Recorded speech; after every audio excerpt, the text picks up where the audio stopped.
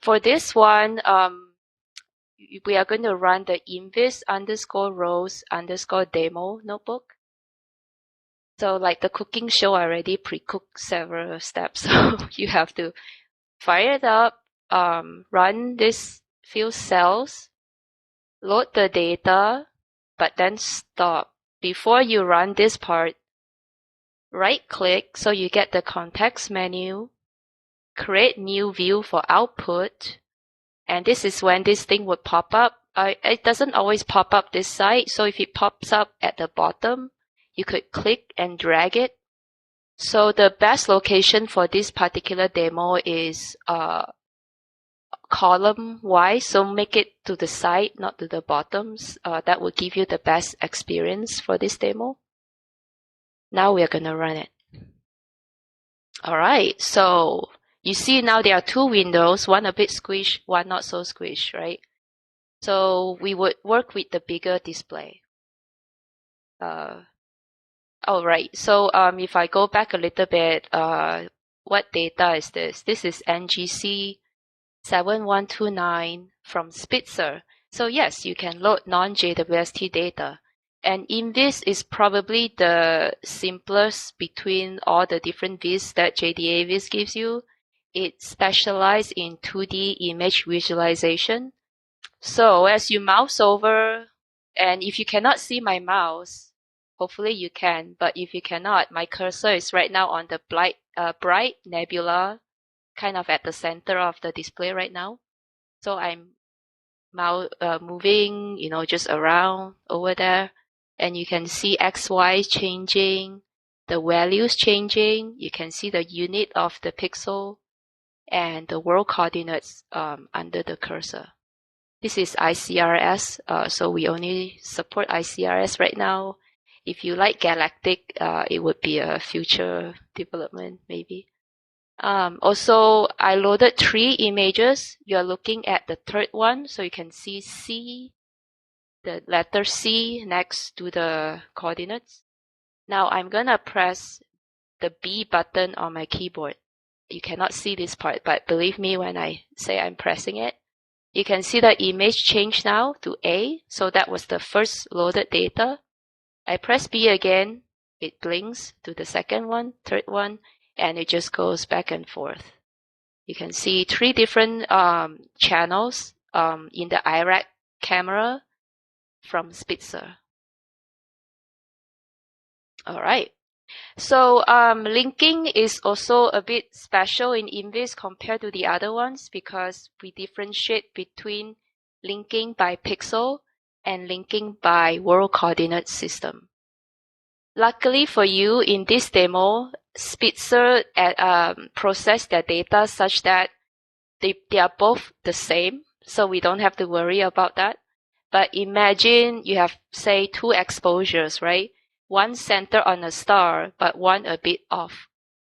And when you link by pixel, you would see the star kind of jump around because for that same pixel, the star is at a different part of the camera.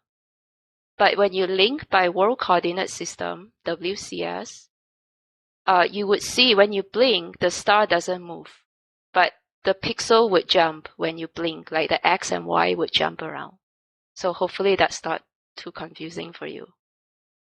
For this purpose, we are right now linked by pixel, but it doesn't matter because it also effectively linked by the sky already, just because of how Spitzer analyzed the data. So as other demo, is the same. We have plugins, but you can see that the lined up is a bit different because things like line analysis doesn't make any sense for 2D images. We have slightly different selections like compass that would show you the celestial axis, how it is rotated with respect to X and Y. So that would kind of show you, where the celestial axis actually is. And as you blink, you could see that the zoom box changes. So that's the compass. But let's say you do not want to open it by clicking. You can also open it by running this cell to the left here. Open in tray. So this feature was shown already to you in the other plugin. Some plugins, they share similar API calls. For example, open in tray. So this home action. So when you open stuff up, sometimes you zoom in a little bit. You can click the home to get the full view. If that's too zoom out, you could click this to zoom back in. So I just scroll in with the middle scroll mouse button and scroll back out. Or you could click and drag, so things like that works. And back to the home zoom. So I'm not gonna tell you all the buttons here. Usually the tooltip can be pretty useful. If the tooltip's not enough, we also have the documentation, as the other devs point out. Right click would give you more options, just in case you missed this part from the intro. One more thing about Imviz is the flexible viewer. So I could create viewer as I want. For your sanity, though, I wouldn't create too many, but you could create and then you could drag them around. Let's say I'm going to show the other image here. You see, when too many viewers, things start to act a bit weird. So I would usually just do 2. The good thing about such a feature is that you could compare things side by side. So here, this is basically the same nebula but in 2 different channels, and I can see them side by side. Sometimes that kind of comparison is better than blinking. But let's say you don't need this anymore. Click the X, it will go away. You get your single viewer back with maximum real estate. So it just depends on what kind of science or visualization you're trying to do.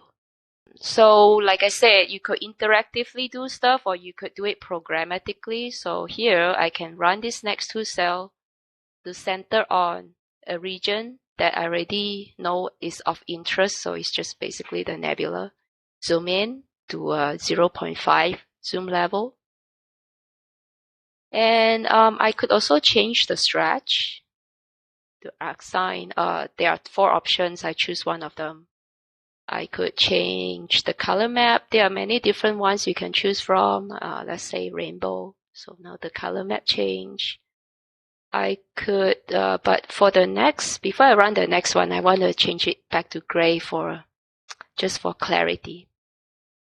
So the next one, I could either use this to draw a circle, or I could use a package called regions. It's a separate Python package that I could install. And then I could use that to create a region, a circle shape, and load that into Imviz, all without clicking on anything, just running 2 cells. So now, to the right of the display, hopefully you could see a red circle. So that is the same as dragging interactively, but with this, I know exactly where to place the circle and exactly how big it is. So if you want something reproducible, we have methods you could call to do that. So, but to show you, we could also interactively draw something. So for example, I just drew a second region, is rectangle. So usually people also like to do photometry. So let's try that. Right. But before that, let's say after you draw a subset, you regret. You're like, oh, it should be smaller, it should be bigger, or it should be centered better, right? So we have a recenter button here. Use it with care. It does a simple center of mass. So it's good for approximation, but only if you have a well-behaved object. So for example, if you draw it around a star, you could probably recenter nicely. But if you draw it around some irregular shape, then you might not get as good a result. So your mileage may vary on this one. So for now, we are on C. So let's do C. And I'm going to recenter. It moved a little bit, believe me, but it's a bit hard to see. It probably just moved by a pixel or two. And I think I also recentered the wrong thing. The Perils of Life demo. Alright, well, it moves a little bit, although I can't really see it. You could make it smaller. So that one is obvious. Hopefully you will see that the red circle is much smaller now. So let's say you are happy with the shapes, and now we want to do photometry. On the documentation for Specviz photometry plugin on exactly what package is using its spot utils, and exactly how everything is calculated. So you get a curve of growth, you get values, but let's run one more. Let's run it on a different data, and gonna say radial profile this time. I'm not gonna push my luck to fit a Gaussian, but if you have a well-behaved object and you know a Gaussian would fit, you can also fit a Gaussian to the radial profile. All right, so let's say, okay, you have result now. How do you get it back into the Python session? So we have this method you can call. It gives you back AstroPy table. If you're not familiar with the Python world, AstroPy is this library where you can utilize for a lot of astronomical calculations. So this will give you back a table object that's part of AstroPy. And let's say you want your regions back out. You change it, now you want the new shape back. You can call this. You will get, say, you get the circle back, but modified in the rectangle that you drew. All right. So bonus track. I'm not gonna this is more like a Easter egg, so I'm not gonna try to explain too much. But since it's Valentine's Day tomorrow, the point of this is just to show you that once you are familiar with Jdaviz, you're not afraid to get your hands dirty on all the APIs. You could basically use your imagination and have it do many, many more things than is being shown here. And here's a rose for you. And with that, I conclude my presentation.